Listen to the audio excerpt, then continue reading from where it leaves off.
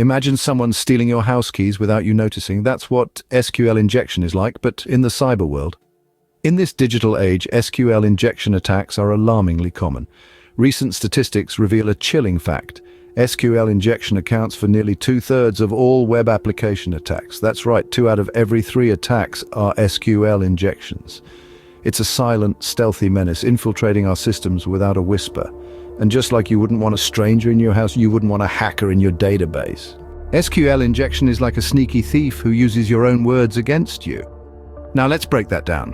SQL injection is a type of security vulnerability that allows an attacker to interfere with the queries an application makes to its database.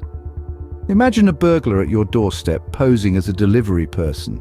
They convince you to share your security code so they can confirm your package. You unwittingly reveal the code. The burglar then uses this information to enter your home when you're away. Similarly, in an SQL injection attack, the hacker manipulates your application into giving up sensitive information.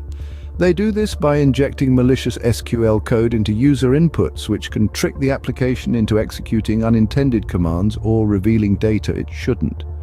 This can lead to data theft, data loss, or even loss of control over the system. To put it simply, SQL injection is a hacker tricking your database into revealing its secrets. Preventing SQL injection attacks isn't about building higher walls, it's about locking the doors.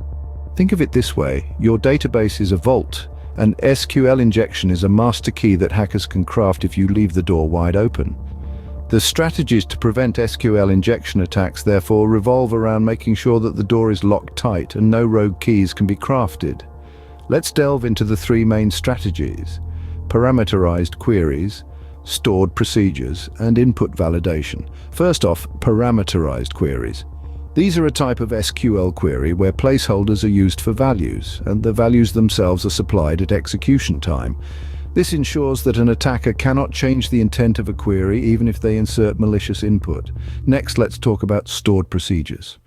Stored procedures are SQL statements stored in the database itself. They're precompiled and their execution plan is defined before they're run. This means that even if an attacker tries to inject malicious code, it won't affect the execution of the query. Lastly, input validation. This is the practice of verifying that the data entered by a user meets certain criteria before it's processed. By validating input, you can ensure that only legitimate data is allowed through and any malicious input is rejected. Incorporate these strategies into your cybersecurity protocol. It's not about creating an impenetrable fortress, it's about making sure there's no room for a breach. Remember, the best offense in cybersecurity is a good defense. Protect your databases, protect your data, and keep the hackers out.